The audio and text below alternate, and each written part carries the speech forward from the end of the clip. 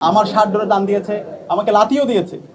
তারপরও আমরা বলেছি তোমরা আমাকে মারো, আঘাত করো, তুমি আমাকে নিয়ে যাই স্লোগান দাও, কিন্তু আমি তোমাদের কারো উপর হকিস্টিগত বা স্টাম্প নিয়ে যাবো না। তোমার নিরাপদ নিশ্চিত করার দায়িত্ব আমার। তুমি আমাকে আঘাত করতে পারো, সে আঘাত করলেও আমি যে তোমার প্রতি আঘাত করবো সেটা আমরা করবো না।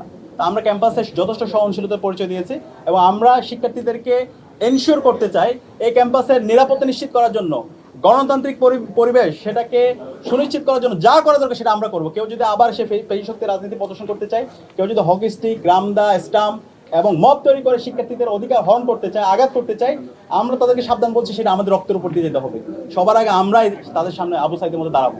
সুতরাং ক্যাম্পাসের মধ্যে এই ফেসিবাদী রাজনীতি, ছাত্রলীগীয় রাজনীতি, সেই রাজনীতি আর ফিরবে না। 23শে এপ্রিল শাহবাগ থানায় একজন শিক্ষার্থী জীবনের নিরাপত্তার জন্য জিডি করতে যায়। ঢাকা বিশ্ববিদ্যালয়ের শিক্ষার্থী আব্দুল্লাহ মাহমুদ একটা ফেক ফটোকার্ডের উপর ভিত্তি করে তাকে জীবন নাশের, তাকে হত্যা করার, জবাই করার হুমকি দেওয়া হয় ছাত্রদলের বিভিন্ন ধরনের সন্ত্রাসীদের পক্ষ থেকে। এবং এর প্রেক্ষিতে থানায় যায়। থানায় যাওয়ার পরে ছাত্রদলের সন্ত্রাসীরা থানায় গিয়ে মব তৈরি করে তার সাথে যারা সঙ্গী ছিল তাদের উপর প্রথমে হামলা করে। ওইখানে সাংবাদিকরা ছিল, প্রায় 15 জন সাংবাদিকের উপর হামলা হয়। পরবর্তীতে ডাকসু নেতৃবৃন্দ, ডাকসুর নির্বাচিত প্রতিনিধি মুসাদ্দিক, এবি জুবায়ের, জুমা, উম্মে সালমা সহ হল সংসদের জুলহাস, আলভি এবং বিভিন্ন পর্যায়ের নেতৃবৃন্দ সেখানে উপস্থিত হয়। তাদের উপর নৃশংস কায়দায় হামলা হয় এবং আপনারা দেখতে পেয়েছেন মুসাদ্দিক এবং জুবায়ের উপর কীভাবে নৃশংস কায়দায় হামলা হয়। এবং জুলহাস, মহসিন হল সংসদের সাংস্কৃতিক সম্পাদক, তার উপর এমনভাবে হামলা হয়, তার কানের মধ্যে এমনভাবে আঘাত করা হয়, তার কানের পর্দা ফেটে গেছে এবং এখন পর্যন্ত সে কানে শুনতে পাচ্ছে না।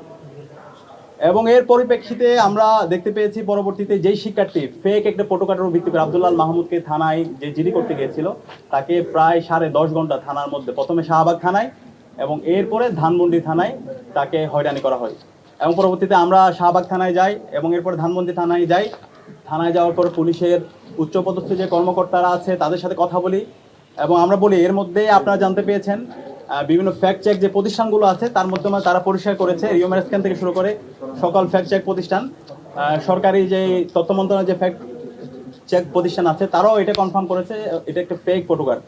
তো এরপরও তাকে প্রায় 10.5 ঘন্টা থানার মধ্যে মানসিকভাবে তাকে হয়রানি করা হয়। আমরা যখন যে কর্মকর্তারা আছে আপনার কিসের বেসিসে তাকে থানায় রাখছেন, তখন তারা বলছিল উপরের নির্দেশ।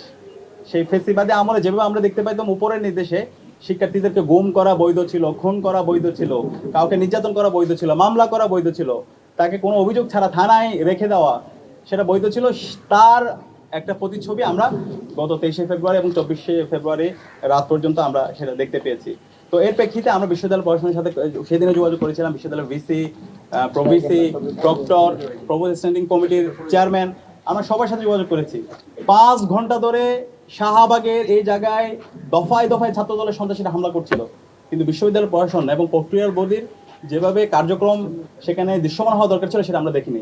আমাদের কাছে মনে হয়েছে সেই 23শে এপ্রিল বিশ্ববিদ্যালয়ের প্রশাসন, রাষ্ট্রীয় প্রশাসন, পুলিশ সবাই একাকার হয়ে, ছাত্রদল এবং বিভিন্ন দল, যুবদল সহ বহিরাগত সন্ত্রাসীরা সবাই একাকার হয়ে ঢাকা বিশ্ববিদ্যালয়ের শিক্ষার্থী, সাংবাদিক এবং আমাদের ডাকসুর নেতৃবৃন্দের উপর নৃশংস কায়দায় হামলা করে এবং সে হামলা আগে থেকে একটা পূর্ব পরিকল্পিত ছিল।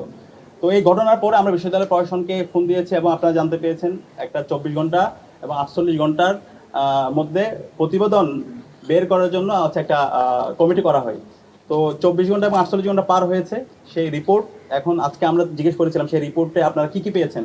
আমরা দেখতে পেয়েছি সাংবাদিকরা সেই দৃশ্য ধারণ করেছে যারা হামলা করছে এবং তালিকাগুলো ইতিমধ্যে সাংবাদিক সমিতি এবং বিভিন্ন ছাত্র সংগঠন এবং আমাদের পক্ষ থেকে আমাদের যারা ভিকটিম ছিল মুসাদ্দিক, জুবাইর সহ সবাই তাদের তালিকা চিত্রসহ বিশ্ববিদ্যালয় প্রশাসনের কাছে জমা দিয়েছে।